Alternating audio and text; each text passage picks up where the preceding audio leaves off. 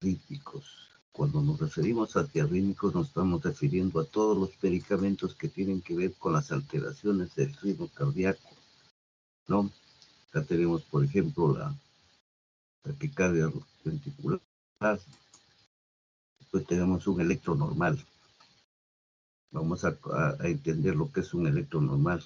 Cómo está la onda P, el segmento PR, segmento QRS, el segmento ST y el segmento T, el intervalo QT que se llama también, el QAT, intervalo QT, son lo que más usamos nosotros dentro de la parte de la nomenclatura cardíaca, ¿no? Dentro de las células cardíacas tenemos las células miocárdicas no automáticas, que son dependientes del sodio, ¿no? Dentro de este tenemos nosotros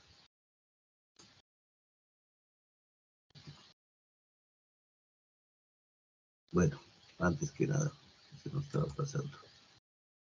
Acá tenemos nosotros la onda P, que habíamos visto en el electrocardiograma, la onda P, que nos está dando la propagación del impulso de la aurícula. Eso ya lo saben ustedes. El PR que nos está dando el tiempo de conducción del nodo auriculoventricular. El QRS que nos está dando el tiempo de conducción ventricular. El QT, la duración del potencial de acción ventricular, ¿no? Entonces, eso para recordarles nada más, para recordarles. Acá tenemos nosotros un esquema de un potencial de acción, de lo que acabamos de hablar de las células de acción automatizadas dependientes del sodio. Acá vamos a ver el potencial negativo, que es el potencial negativo que está en menos 85 milivoltios, que equivaldría a la fase 4. Pero empecemos viendo qué es la fase 0, ¿no? Este es el potencial de reposo. El potencial de reposo está en menos 85 milivoltios. ¿Cómo se despolariza la célula? Empieza por la fase 0. La fase 0, que es la despolarización con la salida de la entrada del sodio. El sodio entra a la célula. Tenemos la fase 0. La fase 1 tenemos que es la fase de corriente transitoria, ¿no? La fase 1, donde sale el potasio, ¿no? El potasio sale acá. Entonces, ingresamos a la fase 2, donde la fase 2 es la fase de meseta. Ustedes ven la fase de meseta, que es la entrada del calcio. En la fase de meseta entra el calcio con sus dos iones positivos. Y después tenemos la fase de repolarización con la salida del potasio, la fase 3, ¿no? Acá encontramos que hay la salida del potasio, la fase 3. Y la fase 4, que viene a ser el equilibrio isoeléctrico, de la fase 4, ¿no? Hay un potencial también que es dependiente del calcio, ¿no? Calcio 2 positivo. Esta fase es una fase rápida, la fase 4, que es que nos indica el potencial diastólico máximo, ¿no? Esta fase 4 más o menos su potencial es de menos 60 milivoltios, porque todo esto ustedes saben que tiene un umbral con una corriente eléctrica en milivoltios, que eso es lo que nos da el electrocardiograma. Este sería el potencial de umbral que nos da acá la fase 4, ¿no? ¿Qué pasa en la fase 4? Hay despolarización porque va a ingresar el calcio en la célula, ¿no? Hay entrada del calcio, que tiene dos iones positivos, y la fase de repolarización, que es la salida del potasio. Entonces, esto sería el potencial dependiente del calcio, ¿no? Entonces, esto es importante que ustedes más o menos tengan una idea, se lo han hecho en la parte de fisiología, antes de entrar nosotros a hablar estas son todas las fases, antes de entrar a hablar nosotros de la parte de los medicamentos antiarrítmicos sensibles.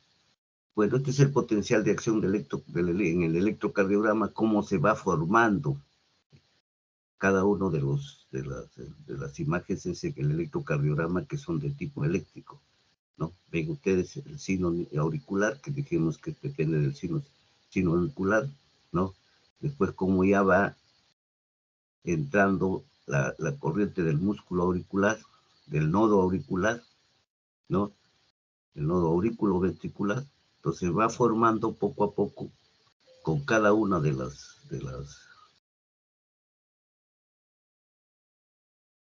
despolarizaciones que da la corriente eléctrica a través del músculo cardíaco, y vemos la formación al final del electrocardiograma que lo vemos nosotros, que esto fue descubierto por Itagüí, ¿no? Vemos ustedes la corriente que tenemos, que más o menos dura un potencial de acción de 600 milisegundos. Esto es importante porque acá vamos a ver nosotros toda la función cardíaca. Entonces entramos ahora a lo que es antiarrítmicos. Antiarrítmicos es un grupo de fármacos utilizados para el tratamiento, como su nombre lo dice, de la prevención de arritmias cardíacas. ¿Y qué son arritmias cardíacas? Son los trastornos del ritmo. Ustedes saben que el ritmo tiene un tiempo, ¿no? Como se demuestra en el electro, puede ser normal, bajo o incrementado, ¿no? Más o menos. Puede ser más rápido o menos rápido, menos lento. Si vamos a las taquicardias o a las bradicardias, ¿no? Entonces va a haber trastornos en la conducción del estímulo cardíaco. Todos estos trastornos vamos a llamar que son las famosas arritmias, ¿no? Las famosas arritmias. Estas arritmias pueden ser asociadas a patologías muy prevalentes. Dentro de ellas tenemos la cardiopatía isquémica, la insuficiencia cardíaca, los actos anestésicos quirúrgicos también pueden producir estas arritmias, o por tratamientos no farmacológicos. Por ejemplo, en el implante de marcapasos podemos tener nosotros algún tipo de arritmias, en la cardioversión, ¿no? En el desfase automático del implante de marcapasos, en la ablación por cirugía, ¿no? O cuando uno quiere eliminar algunos factores precipitantes de estas arritmias, también se puede producir este tipo de arritmias. Tenemos nosotros fármacos antiarrítmicos que producen también efectos adversos no cardiovasculares, ¿no? Y proarrítmicos que también van a dar efectos adversos cardiovasculares. Entonces, cualquiera de estos son alteraciones que nos van a dar dentro del ritmo cardíaco, ¿no? Hay un autor, Vaughan Williams, que clasificó las arritmias en 4 clases. La clase 1 lo considera los bloqueantes de canales de sodio. Estos se clasifican a su vez en 1A, que son bloqueantes de acción intermedia, los 1B bloqueantes rápidos y los 1C de bloqueo lento. Entonces, los bloqueantes de canales de sodio tenemos 3 tipos: de acción intermedia, de acción rápida y de acción lenta. Entonces, la clase B, los beta bloqueadores, que ustedes lo conocen ya, los beta bloqueadores son antagonistas de los receptores beta adrenérgicos. Los de la clase 3 dice que son los bloqueadores de los canales de potasio. Prolongan la duración del potencial de acción cardíaco y no afectan la conducción cardíaca. Y los de clase 4 son los bloqueantes de los canales de calcio no hidropiridínicos. Dentro de estos, ¿quiénes están? Los no hidropiridínicos. Después tenemos otro que ahora lo vamos a ver.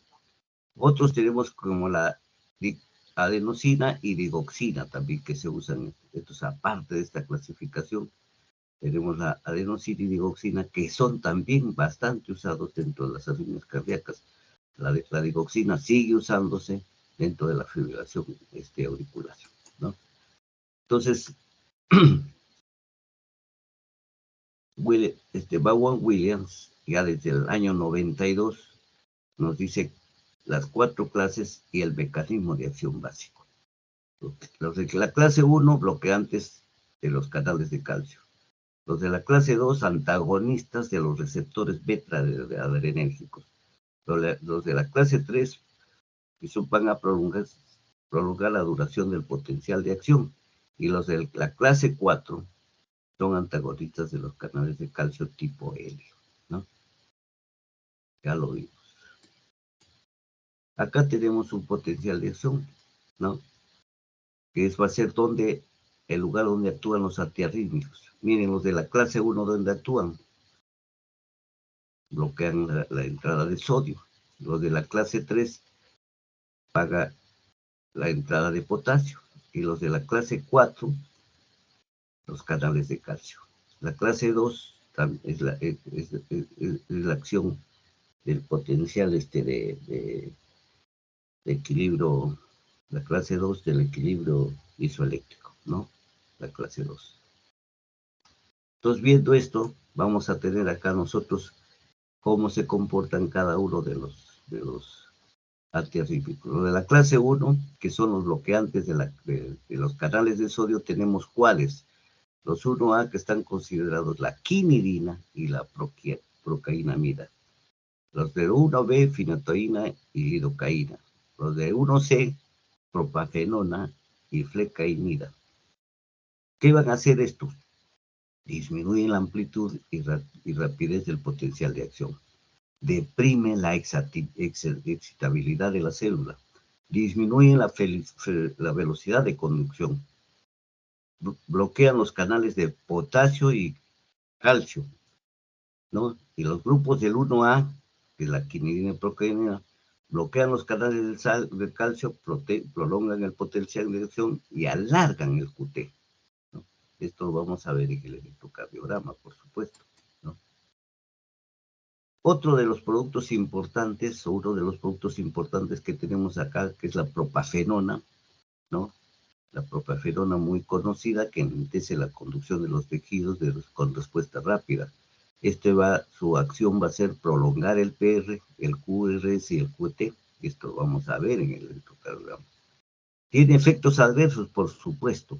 Son antagonistas beta, entonces van a producir bradicardia. Ustedes saben, acá está prolongando. Van a producir broncoespasmo, ¿no? Y van a producir reversión de la fibrilación auricular con una dosis única, ¿no? Que se llama el efecto pill in the pocket, ¿no? Cuando el paciente nota síntomas, ¿no? ¿Cómo se usan? En la reversión de la fibrilación auricular, por supuesto, les está diciendo que una dosis única. Conservan el ritmo sinusal en pacientes con corazón sano, no producen ninguna alteración. Otro de los productos que tenemos es la flecainida. La flecainida va a bloquear la corriente de sodio y de potasio. Igual que el anterior, prolonga el PR, el QRS y el QT. Enlentece la conducción, ¿no? Hay un test que se llama el test de flecainida, que se utiliza para evaluar el síndrome de Brugada tipo 1, ¿no? Esto ya ustedes les habrán mencionado en la parte de fisiología, ¿no? Tiene efectos proarrítmicos en un porcentaje bajo de pacientes del 5 al 30%. Dentro de la flecainida tenemos la propafenona y la flecainida propiamente dicho, ¿no? Que es uno de sus contrapartes es que aumentan la mortalidad en pacientes con cardiopatía isquémica o de tipo estructural. Hay que tenerlo muy en cuenta esto. Es importante. En flecainida hay que usarlo con mucho tino. Tenemos los de la clase 2, que tenemos los beta bloqueantes, y dentro de los beta bloqueadores o beta bloqueantes ustedes conocen ya mucho el atenolol, el bisoprolol, que es el que más se usa ahorita en dosis bajas. Tienen el metoprolol y el propanolol. El propanolol se usa muchísimos años, pero está cayendo en desuso por el uso reciente del bisoprolol que ha salido, ¿no? Que es un alfa-beta estimulante. Entonces tienen estimulación beta. Al tener estimulación beta aumenta la entrada de calcio, ¿no? Incrementa la corriente del marcapasos, incrementan la corriente de salida de potasio. ¿Cuál es el efecto de los bloqueantes beta? Deprimen o suprimen los marcapasos, normales y anormales, ¿no? Mayor reducción de la frecuencia a mayor tono simpático. Y esto se usa en tratamiento de arritmias supraventriculares y ventriculares, ¿no? Es específico para esto. Ustedes cuando vean el tipo de clasificación de arritmias de tipo ventricular y supraventricular van a ver, es específico para esto. Esto se reconoce por el electrocardiograma, ¿no? Los beta bloqueantes van a reducir la mortalidad total y las muertes súbitas después de un infarto de miocardio agudo. Pues que ustedes han visto y lo van a ver en su práctica que tienen ya, que en pacientes que vienen con infarto se les da beta bloqueadores porque reducen la mortalidad, ¿no? Nosotros tenemos dentro de estos el propanolol, que es un antagonista beta no selectivo, que es el fármaco prototipo, que se usa, les decía poco, esto lo hemos usado demasiado, o se ha usado dentro de la medicina muchos años, incluso se usa para los pacientes hipertiroideos, para disminuir la frecuencia cardíaca. El atenolol, que se usa tanto como antihipertensivo como beta bloqueador, es un antagonista beta 1 selectivo, ¿no? Es de tipo cardioselectivo. Estos frenan el autonomismo normal, reducen los LF, alargan el PR y no prolongan, ¿no? LF, que es la baja frecuencia, ¿no? Alargan el PR, no prolongan la conducción en el músculo ventricular. Hay un QRC normal y una prolongación del QT que no es muy significante, ¿no? No como los anteriores que van a ser una prolongación muy marcada, ¿no? ¿Cuáles son las contraindicaciones de los betabloqueantes, ¿no? Las contraindicaciones de los betabloqueantes es que no se debe dar en bloqueos auriculoventriculares de segundo y tercer grado. Hay que tener mucho cuidado. En hipotensiones menores de 90 milímetros de mercurio, ¿no? Tensiones menores no se debe dar.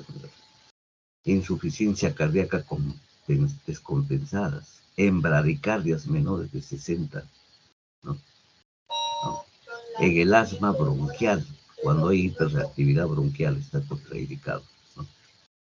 Cuando estamos dando nosotros, debe haber una retirada del medicamento progresiva para evitar a veces los efectos de rebote, porque tienen unos efectos de rebote que puede ser un cuadro anginoso, arritmias o el mismo infarto, ¿no? Se puede, el test de esfuerzo para valorar isquemia se debe retirar, por ejemplo, 4 días antes, cuando el paciente está con beta bloqueantes y nosotros vamos a hacer el ejercicio físico para un examen cardíaco, que es el test de esfuerzo, se debe retirar 4 días antes, ¿no? Y en forma progresiva, 50% y después otro 50%, ¿no? Dentro de la clase 3 tenemos la miodarona y el sotalol. La miodarona, que ustedes lo van a encontrar ahora de bastante uso en todo lo que es antiarrítmicos, es un compuesto iodado similar a la hormona tiroidea, prolonga la duración del potencial de acción, bloquea la salida de potasio, bloquea los canales de sodio y calcio, y puede tener los dos efectos, alfa y beta bloqueantes. Va a disminuir el automatismo cardíaco, disminuye la velocidad de conducción cardíaca, aumenta la refractividad de los tejidos cardíacos. La amiodarona, uno de sus efectos es que no deprime el inotropismo, ¿no? Su farmacocinética, ¿cuál es de la amiodarona? Tiene absorción lenta, se absorbe lentamente y regular. Si ustedes lo dan por vía oral, demora mucho en su acción, ¿no? Tiene sí una alta liposolubilidad y concentración en los tejidos. Rápidamente se impregna en el miocardio, en el músculo esquelético, en la grasa y en el pulmón, ¿no? Tarda 1 o 3 semanas en alcanzar la cardioversión eléctrica externa, ¿no? Entonces el efecto es lento, ¿no? Esto tiene un metabolismo netamente hepático a nivel del citocromo, pues, ¿no? Y su excreción de la miodarona es por vía biliar. ¿Cuáles son los efectos adversos de la miodarona? ¿No? Dosis más frecuentes, 400, mayores de 400 miligramos al día, ¿no? Y tiempos dependientes van a producir cuadros no como problemas digestivos, estreñimiento, anorexia, náuseas, cefaleas, temblor, neuropatía periférica, fotosensibilidad, visión borrosa, hipo o hipertiroidismo por el uso de yodo, les decía que es una sustancia iodada. Pueden producir fibrosis pulmonar, dosis mayores a 400 miligramos por día, ¿no? Disfunción hepática, ¿no? Y hay que tener cuidado en el uso de la vía endovenosa, porque puede producir hipotensión radical y bloqueo auriculoventricular, ¿no? Muchas veces prolonga dosis altas el QT, sobre todo cuando están asociados a fármacos del grupo 1A, ¿no? Como en las fenotiacinas. Es importante tener en cuenta eso, ¿no? La miodarona pues es bastante usada ahora en arritmias supraventriculares, en fibrilación auricular y en arritmias ventriculares, ¿no? También se usa luego de la cardiovención de la fibrilación auricular, ¿no? Las concentraciones de la miodarona pueden incrementarse por el uso de warfarina y digoxina, ¿de acuerdo? ¿No? Solo los beta bloqueadores, en mayor medida la miodarona, reducen la mortalidad en el tratamiento a largo plazo. Antes habíamos dicho que los beta bloqueadores son sustancias salvadoras en el infarto. Y con la miodarona, ¿no? También es otra sustancia que va a reducir el tratamiento de la mortalidad a largo plazo. Es importante, por eso que su uso es bastante frecuente de la miodarona. Otro de los productos que tenemos es el sutalol, que es un antagonista no selectivo de los receptores beta-adrenérgicos. El sutalol va a prolongar el potencial de acción por bloqueo por bloqueo del ingreso de potasio, lo bloquea, prolonga la duración del potencial de acción y el QT. Este puede generar lo que se llama el síndrome de Torsades de Spoites, ¿no?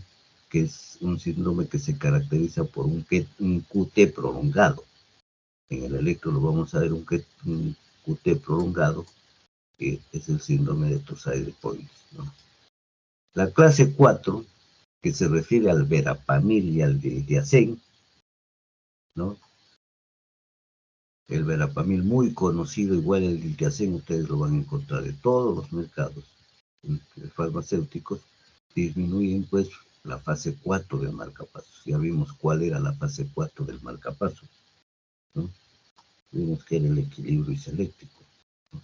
Disminuyen el automatismo anormal, disminuyen la velocidad de conducción auriculoventricular, disminuyen el inotrofismo en pacientes con insuficiencia cardíaca.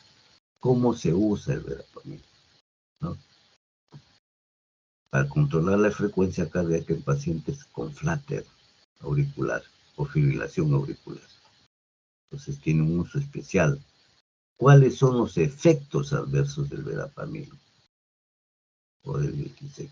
Bradicardia, hipotensión, va a haber deterioro de la función ventricular izquierda, hay que tener cuidado, y está contraindicado en el Wolff-Parkinson-White, que ese es el síndrome de Wolff-Parkinson-White, que es bien conocido. Ustedes lo hicieron la parte de fisiología, cuando la onda P está pegada casi, o está en la subida del QRS, ¿no?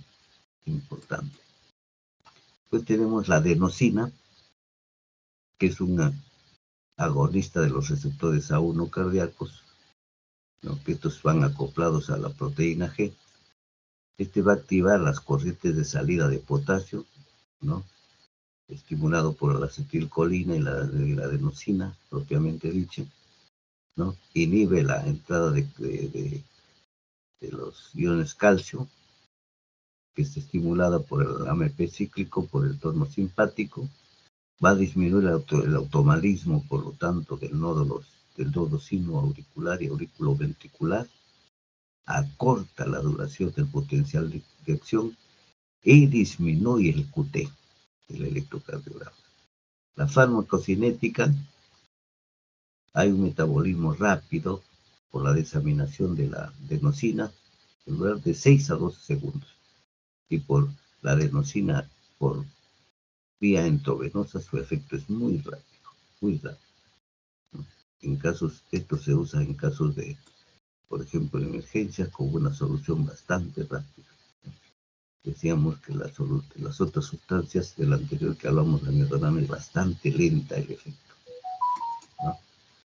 Hay, como todas las sustancias, tiene sus efectos adversos, ¿no? Puede haber asistolia en 5 segundos, hay que tener cuidado. Puede presentar el paciente opresiones precordiales.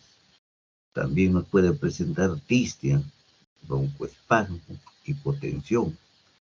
Está contraindicado, por lo tanto, en insuficiencia respiratoria o en broncoespasmo, por estos efectos secundarios, ¿no? Y se usa en taquicardia supraventricular paroxística, bueno, tiene un uso especial. Y la digoxina, que va a controlar pues la frecuencia cardíaca en fibrilación auricular en pacientes con insuficiencia cardíaca. Su efecto es inotrópico positivo, ¿no? Actúa a nivel del tono vagal central o potencia, ¿no?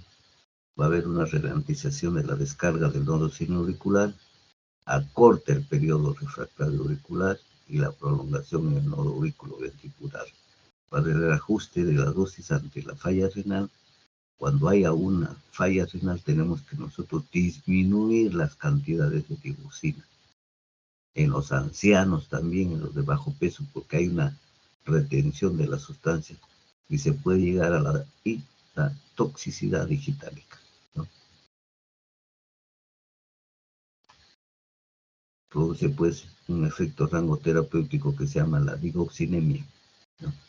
Y hay efectos cardíacos también adversos por la digoxina y extracardíacos que les decía, por ejemplo, en falla renal o en dosis altas no controladas, pues la digoxina se da en dosis muy bajas, va a presentar náuseas, visión borrosa, parestesias. Cuando hay toxicidad de digoxina, nosotros le tomamos el electrocardiograma y vamos a ver la presencia de la cubeta digitálica, ¿no? Cuando vean la presencia de la cubeta digitálica en el QT, así como una cubeta, quiere decir que hay una intoxicación digitálica, ¿no? Hay que evitar eso. Esto nos indica que debemos retirar la digoxina y, de ser necesario, hacer tratamiento a todos los efectos secundarios que nos presenta la digoxina. ¿Cuáles son las contraindicaciones de la digoxina? No está indicado en el síndrome de Wolff-Parkinson-White, por nada. Absolutamente contraindicado. En la miocardiopatía hipertrófica obstructiva, y esto es el diagnóstico, es de tipo ecocardiográfico. Y en el bloqueo AB del segundo o tercer grado, porque acá saben ustedes que en los bloqueos la frecuencia es muy baja. Ustedes le dan digoxina, se pueden producir los famosos estopadas. En la amiloidosis cardíaca, ¿no? Y relativos en la insuficiencia renal crónica, ¿no? En la diálisis, porque la diálisis no va a depurar el fármaco, ¿no? Entonces también hay que tenerlo muy en cuenta. Esto es todo en cuanto a lo que hemos visto en antiarrítmicos. Vamos a a entrar a lo que es los antianginosos.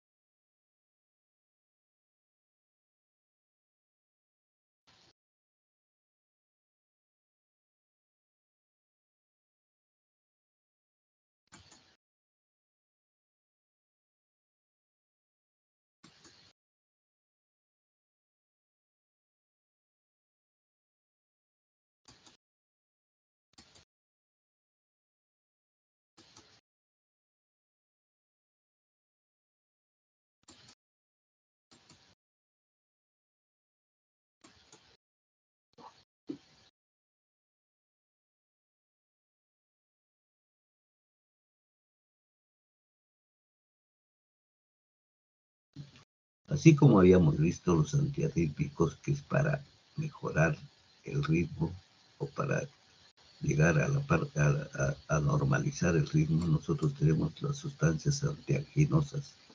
El antianginoso, por supuesto, es que se emplea en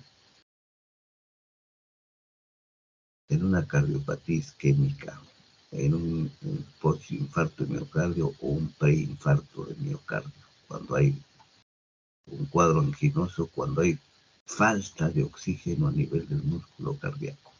Entonces, cuando hay este desequilibrio en el músculo cardíaco, hay necesidades de oxígeno por obstrucción de placas o por espasmo de las arterias coronarias, el flujo coronario es insuficiente. No hay una buena oxigenación del músculo cardíaco. Entonces, se puede emplear en las diferentes etapas. Cuando hay angina estable crónica, que es cuando hay la presencia de una placa de ateroma que impide un buen flujo sanguíneo para que ese corazón durante el ejercicio funcione bien, ¿no? O cuando la secreción de óxido nítrico, que es el vasodilatador endógeno, ustedes saben que las grandes arterias, como en el caso de la aorta, ¿no? Produce el óxido nítrico, que es un buen vasodilatador, ¿no? Que es sintetizado por el endotelio, ¿no? Entonces, esto se ve disminuido frente a una disfunción endotelial. Ustedes cuando estudien endotelio van a ver, ¿no?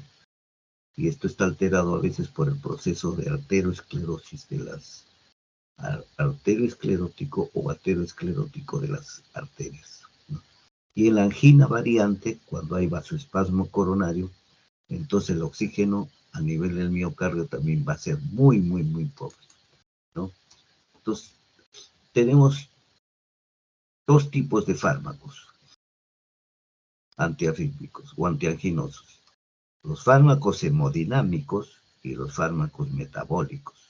Los fármacos hemodinámicos son los que aumentan el flujo sanguíneo coronario, mejorando el aporte de oxígeno y reducen el trabajo del corazón. Al reducir el trabajo del corazón, se reduce pues el consumo de oxígeno. Dentro de estos fármacos hemodinámicos tenemos a los nitratos, tenemos a los beta bloqueadores, a los bloqueadores de los canales de calcio, a la molcidomina y al nicorandil, ¿no? Como fármacos hemodinámicos. Y tenemos los fármacos metabólicos, que van a mejorar el metabolismo energético del miocardio durante el cuadro isquémico, ¿no? Dentro de estos tenemos la trimetacidina, como fármaco metabólico, ¿no? Entonces tenemos dos tipos, hemodinámicos y metabólicos. Las formas de uso. En angina variable, ¿qué se emplean? Se emplean fármacos vasodilatadores. ¿Con qué objetivo? Con el objetivo de reducir el espasmo. ¿Quiénes están acá? Los nitratos y los bloqueadores de los canales de calcio, ¿no? Además, se debe usar siempre, en todos estos cuadros de falta de oxígeno y de una debilidad del músculo cardíaco, se debe usar antiagregantes plaquetarios y anticoagulantes, ¿no? En la angina de esfuerzo, ¿qué vamos a emplear? Nitratos, betabloqueadores y bloqueadores de los canales del calcio. Y en el infarto agudo de miocardio, ¿qué empleamos además? Morfina, por el dolor, los trombolíticos para evitar los trombos, o antiagregantes plaquetarios, los beta bloqueadores y los famosos IECA, ¿no? Que ustedes ya lo conocen desde la parte fisiológica. También son importantes las famosas estatinas, ¿no? Las estatinas que van a estabilizar las placas ateromatosas, ¿no?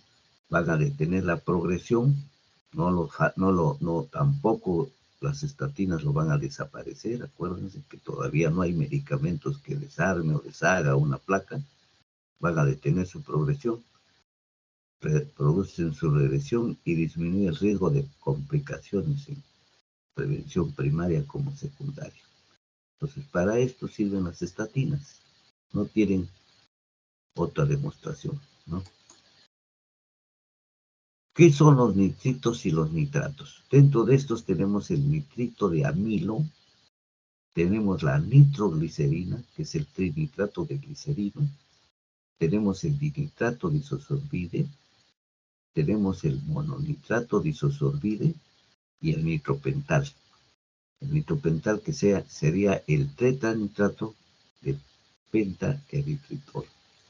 Entonces estos son los principales nitratos y nitritos. ¿Cuál es el mecanismo de acción de los nitratos y nitritos? Tienen su capacidad de administración, van a hacer un efecto para liberar el óxido nítrico que es propio de las grandes arterias, ¿no? Entonces, los nitritos y nitratos liberan el óxido nítrico más la guanilciclasa, ¿no?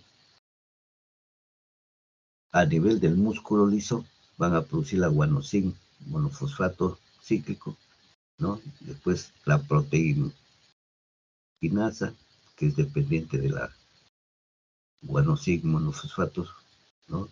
Después van a alterar la fosforilación de las nuevas proteínas, produce la desfosforilación de las cadenas ligeras de miosina a nivel del músculo cardíaco, impide la formación de actina-miosina y produce una vasodilatación. Este es el efecto final que nos interesa y por eso se usan estos productos, ¿no? ¿Cuáles son las acciones farmacológicas? Tienen unos efectos cardiovasculares hemodinámicos. Van a relajar el músculo liso arterial, que es lo importante, la relajación, y el venoso predominantemente. Entonces, al relajar el músculo liso arterial y el venoso, van a disminuir la precarga y la poscarga. Entonces, el efecto es producir la vasodilatación, donde van a disminuir producen una disminución de la venodilatación, produciendo la disminución de la precarga, ¿no? Y con esto va el tamaño de la cavidad ventricular, también va a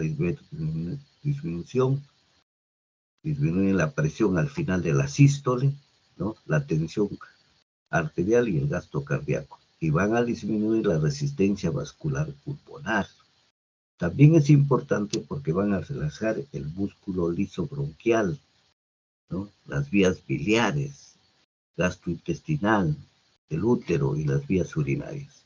Tienen pues un efecto bastante importante, ¿no? El flujo coronario también va a verse mejorado. Los nitrovasodilatadores mejoran el aporte de oxígeno, ¿no? Porque va a haber una dilatación de las coronarias, ¿no?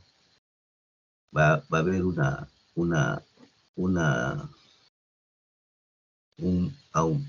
las coronarias de gran calibre van a estar disminuidas, van a estar dilatadas, entonces va a aumentar el flujo coronario, ¿no? No altera los mecanismos que son autorreguladores de los vasos pequeños, solo altera las grandes coronarias, las coronarias de gran calibre. Por lo tanto, produce una redistribución del flujo coronario. Entonces, desde el epicardio hacia las regiones subendocárdicas va a incrementar este flujo coronario en las células isquémicas, pues entonces se reduce el vasoespasmo, ¿no? Va a reducir el vasoespasmo. va a mejorar los requerimientos de oxígeno miocárdico. ¿Cómo? Disminuye la demanda de oxígeno a nivel de miocardio, ¿no? ¿Cómo? Con la venodilatación, disminuyendo la precarga. Y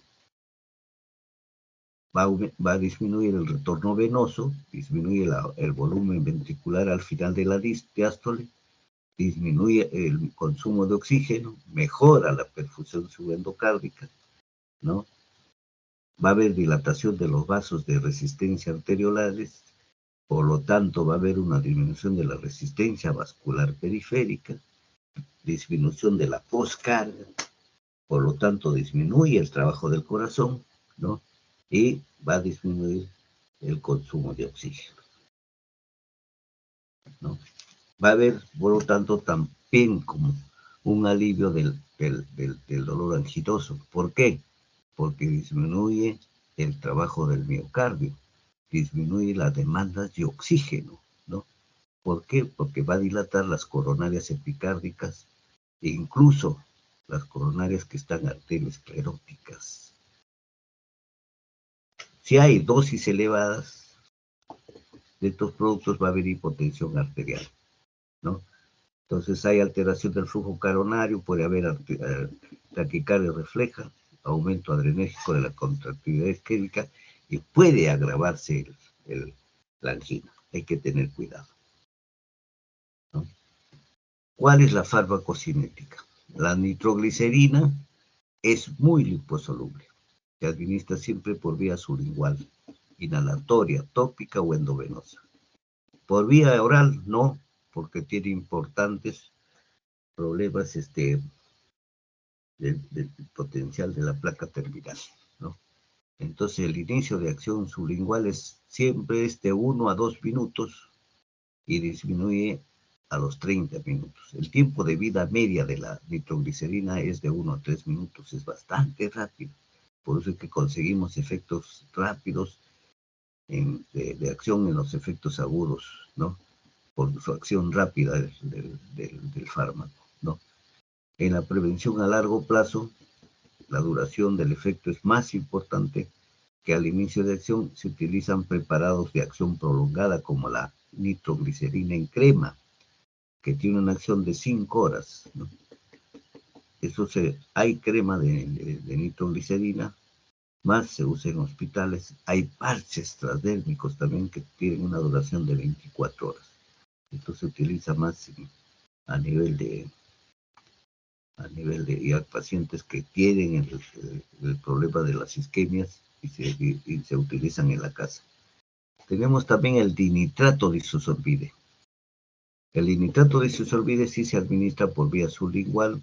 En las crisis agudas son tabletas muy pequeñitas.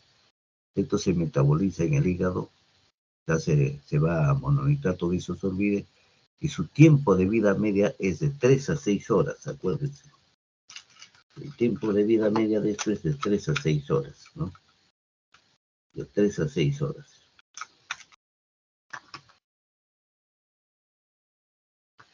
De 3 a 6 horas. Su acción tiene una duración de 8 horas. Hay preparados de liberación sostenida que se suministran pues por este efecto una sola vez al día. Su excreción netamente es por vía renal. Es por vía renal. ¿Cuáles son las acciones adversas de la nitroglicerina? Por el efecto vasodilatador pueden producir cefalea, ¿no? Que a veces es tolerante, ¿no? Hay rubor facial, mareos, hipotensión ortostática, puede haber desvanecimiento en las personas, lipotimia, síncope, pero hay que estar advertidos y al paciente le debemos decir que puede haber este tipo de problemas. Puede también ocasionar lasitud, taquicardia, ¿no? Trastornos gastrointestinales, erupciones cutáneas, metahemoglobinemia, que es lo que hay que tener cuidado. Estos pacientes hay que aconsejarle siempre que le demos nitroglicerina de los efectos adversos que puede haber, ¿no? Tus pacientes no pueden manejar, por ejemplo, no pueden estar deambulando, ¿no? Sobre todo cuando se inicia el tratamiento. Hay también fenómenos de rebote, ¿no? La tolerancia en la administración de esto es importante, ¿no? Se debe dar cada 10 a 12 horas, ¿no? En el embarazo está indicado si nosotros tenemos, pues, la paciente, podemos ir la balanza, si es más importante darle el tratamiento o el embarazo, ¿no? Si es más importante nosotros que cuidemos su embarazo, no le damos, ¿no? Pero si está de por medio de la vida de la paciente, sí tenemos que darle, ¿no? Acá hay que balancear muy bien el tipo de tratamiento que se le debe dar, ¿no? Nosotros vamos a encontrar en el mercado la nitroglicerina en tabletas sublinguales de 0,5 y de 1 miligramo, ¿no? Tabletas de liberación sostenida de 2, 6 y 9 miligramos. Acá no hay mucho en el mercado, más encontramos la de 0,5 y 1 miligramo. Y los parches transdérmicos y la crema al 2%. El dinitrato disolvide, tabletas de 5 y 10 miligramos, que son tabletas de liberación sostenida de 20 y 40 miligramos también tenemos, ¿no? Esto hay en el mercado. El tetanitrato de pentarritritol, que son tabletas de 10, 20 y 80 miligramos de liberación sostenida, ¿no? Estos son para pacientes que tienen mucho cuadro anginoso, ¿no? Es importante que este tipo de medicamentos no se debe mezclar con el alcohol, hay que prevenir en el paciente, porque el alcohol ya saben que es un vasodilatador, un buen alcohol, por supuesto, y va a aumentar la hipotensión ortostática, ¿no? Y en los pacientes que tienen glaucoma, porque puede incrementar la tensión intraocular o intracraneal. Hay que tener mucho cuidado en eso. Después tenemos los bloqueadores de los canales de calcio, ¿no? Dentro de los bloqueadores del canal de calcio tenemos los dihidropiridínicos y los no hidropiridínicos. Dentro de los hidropiridínicos son los que tienen dos propiedades, hipotensoras y anginosas. Dentro de estos tenemos los de primera generación. El que primero apareció fue el difedipino, que se sigue utilizando con grandes efectos sobre todo, no solo como antiarrítmico, sino en la hipertensión arterial. Muy buenos efectos. Y los de segunda generación, que ustedes conocen ya mucho, el alodipino, que es de uso común, el más conocido y de bastante uso, ¿no? Alodipino de 5, de 10, el felodipino, el istradipino, la nitrendipina, la nicardipina, la nipodipina y la nisoldipina, ¿no? Los no hidropiridínicos que tienen propiedades hipotensoras, antianginosas y antiarrítmicas. No solo son hipotensores, sino son antianginosos y antiarrítmicos, ¿no? Tienen una propiedad más que los hidropiridínicos. Dentro de estos tenemos el verapamilo, que, bueno, en nuestro mercado tiene poco uso, tiene un uso exagerado fuera del país. En Norteamérica el uso se usa a dosis altísimas, hasta de 400 miligramos. Y el diacensi, que lo usamos acá nosotros en dosis de 60, que es el más común que se consume, que se tiene, ¿no? Este serían los bloqueadores del calcio. ¿Cuál es el mecanismo de acción a nivel vascular? Inhiben, pues, los canales de calcio, ¿no? Sobre todo el voltaje en los canales de tipo L, ¿no?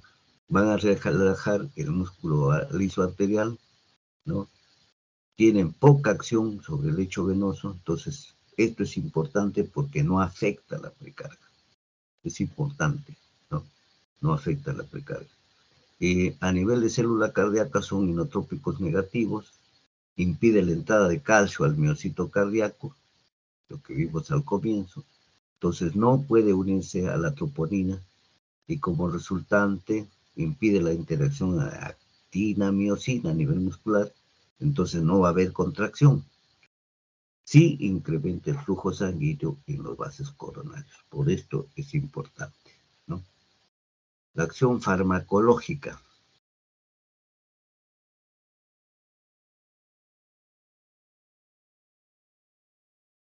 Los no hidropiridínicos deprimen la actividad del nódulo sinusal y auriculoventricular van a disminuir la frecuencia cardíaca, porque va a inhibir la conducción auriculoventricular, prolongan el periodo refractario efectivo, deprimen la contractibilidad miocárdica, y los dihidropiridínicos no afectan la frecuencia de descarga de los nódulos, por lo tanto no va a haber problemas del ritmo. Efecto inotrópico negativo, ¿no? Estos vasodilatadores activan por vía refleja el sistema simpático y pueden ser taquicardizantes, ¿no? Pueden aumentar el consumo de oxígeno, lo que puede llevar a fenómenos isquémicos. Por eso hay que tener cuidado con esto, ¿no? Los de acción corta, como la difenhidramina sobre todo, esto hay que tener cuidado, ¿no? Disminuyen la resistencia vascular periférica y disminuyen también la poscarga, ¿no?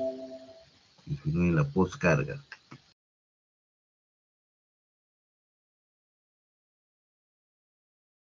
Entonces, al disminuir la poscarga, reducen la tensión de la pared ventricular izquierda y las demandas de oxígeno por el miocardio. Entonces, esto va a aumentar el aporte de oxígeno al corazón, porque ejerce una vasodilatación, ¿no? Y a nivel de vasos cerebrales, la nifedipina tiene selectividad vascular cerebral, se utiliza en la hemorragia subarachnoidea, ¿no? Por este efecto, ¿no? Por la selectividad vascular cerebral. Es importante. Por eso ustedes han visto que se usa bastante la nifedipina como un activador cerebral. Los beta bloqueadores. Si hablamos de beta bloqueadores, los de mayor utilidad pues son los que no poseen asociación simpática intrínseca, porque reducen la frecuencia cardíaca en mayor grado. Como su nombre le dice, beta bloqueadores. Son cronotropos e inotropos negativos y van a afectar la conducción auriculoventricular. Disminuyen la tensión arterial en dosis más o menos medias. Utilizan en el esfuerzo físico para reducir la gravedad y la frecuencia, por eso son útiles. Son cardioprotectores, porque van a disminuir la mortalidad, esto lo vimos de antes, que se utilizan porque han demostrado que disminuyen la mortalidad, y esto está demostrado en estudios, ¿no? Disminuye el consumo de oxígeno miocárdico en el reposo y en el esfuerzo, disminuyen el gasto cardíaco, ¿no? Su mecanismo de acción es que inhiben el efecto de las catecolaminas sobre los receptores beta-1 cardíacos, y con esto van a disminuir las necesidades de la toma de oxígeno del miocardio. Es importante este mecanismo de acción del efecto de las catecolaminas, ¿no? Los beta bloqueadores pues antagonizan los efectos del AMP cíclico, por lo tanto van a disminuir la actividad cardíaca. Al disminuir la actividad cardíaca por el efecto AMP cíclico, van a disminuir frecuencia cardíaca, tensión cardíaca, y va a estar disminuido asimismo la contractibilidad cardíaca también, ¿no? Acá están los efectos hemodinámicos de los beta bloqueadores representados en un cuadrito. Disminuyen la frecuencia cardíaca, disminuyen la contractibilidad, disminuyen la tensión arterial, prolonga la diástole, disminuye la necesidad de oxígeno en el miocardio, mejora el aporte de oxígeno en el miocardio, aumenta el tiempo de perfusión subendocárdica, ¿no? Esto ya lo habíamos dicho, pero acá está representado en este pequeño cuadro, ¿no? Entonces, esto está indicado, los beta bloqueadores, en todos los tipos de angina, excepto una producida por vasoespasmo. Es la única que no se usa donde hay vasoespasmo coronario, pero se usa en el infarto de miocardio agudo. Ustedes van a ver, todos los pacientes que han tenido infarto tienen indicación médica de beta bloqueadores, ¿no? En la presión alta, en la insuficiencia cardíaca congestiva, en algunos tipos de arritmias, en la tirotoxicosis, por ejemplo, cuando hay taquicardias producidas por el hipertiroidismo. Se usa también en la ansiedad, en la migraña, y están usándose en los síndromes de abstinencia alcohólica también, ¿no? Otro de los productos que tenemos es la molsidumina, ¿no? La molsidumina tiene características farmacológicas similares a los nitratos. Tiene un efecto vasodilatador, predominantemente a nivel venoso, porque por lo tanto va a disminuir la precarga, ¿no? En cuanto se tienen dosis altas, disminuye también la poscarga y la resistencia vascular periférica. Entonces, como va a haber esta disminución, va a disminuir las demandas de oxígeno en el miocardio, porque va a producir vasodilatación coronaria, entonces aumenta el aporte de oxígeno a nivel miocardio, ¿no? Tiene una acción, a su vez, antiagregante plaquetario, que es importante, que los demás no lo tenían, ¿no? El mecanismo de acción es similar a los nitratos, ¿no? Y la farmacocinética, su absorción es por vía oral, su tiempo de vida media es de 1 a 2 horas y se excreta por riñones. ¿Cuáles los efectos secundarios? Puede producir cefalea, igual que los nitratos, hipotensión postural, mareos y una taquicardia de origen reflejo, ¿no? Entonces, esto está indicada, pues, la ventaja que está indicada en angina de esfuerzo y de reposo, y se utiliza en dosis de 2 a 4 miligramos cada 4 u 8 horas, ¿no? La molsidumina. Después tenemos otro producto que también tienen que conocerlo, es el nicorandil, que es un vasodilatador arteriolar y venoso, ¿no? Disminuye la precarga y la poscarga. Esto no necesita tener dosis altas ni bajas, porque disminuye los dos efectos, ¿no? Produce vasodilatación coronaria, y al producir vasodilatación coronaria mejora el aporte de oxígeno, ¿no? ¿Cómo actúa? Estimula la guanilato ciclasa y activa los canales de potasio, ¿no? ¿Cómo se administra? Por vía oral, con tiempo de vida corto, de vía media de 50 minutos, ¿no? No hay tolerancia a sus efectos antianginosos, y está indicado en angina estable y en angina vasoespástica. Acuérdense. Pues tenemos los fármacos metabólicos. Esto también es importante. Esto casi no se usa en vía indicación de la calle, más se usa a nivel hospitalario, clínica. ¿Qué tal, señor? Sí. ¿Qué pasó? Sí. Tenemos la sí está acá. La trimetazidina, que constituye una nueva estrategia para el tratamiento de la cardiopatía isquémica. Esto ya lo encuentran en nuestro mercado, ¿no? Es las nuevas estratégicas, los fármacos metabólicos, ¿no? Aumenta la tolerancia celular a la isquemia, reduce la lesión isquémica por su acción sobre los sistemas enzimáticos mitocondriales. Esto está actuando ya en una forma diversa, ¿no? Actúa a nivel del sistema enzimático mitocondrial, ¿no? ¿Cuál es su mecanismo de acción? Inhibe la acción de los ácidos grasos que se produce durante la isquemia miocárdica, ¿no? Se ha visto que los ácidos grasos tienen mucho que ver, y ustedes saben todo lo que tiene que ver cuando hablamos de metabolismo, de tipos quienes son los que actúan contra las placas de ateroma, todo, ¿no? Entonces esto va a favorecer la oxidación de la glucosa. De esta forma evita una acidosis y se mantiene la producción de ATP. Entonces se asegura la eficiencia del trabajo biocárdico. Entonces estos productos metabólicos vienen a ser casi una nueva forma de tratamiento de la isquemia, ¿no? Tenemos otro, la ibarbadina, ya lo van a ver ustedes, que también reduce la frecuencia cardíaca por el efecto cronotrópico negativo, inhibiendo la corriente del marcapasos, los canales LF, ¿no? Del nódulo sinusal. Incrementa así la diástole y disminuye la demanda de oxígeno, ¿no?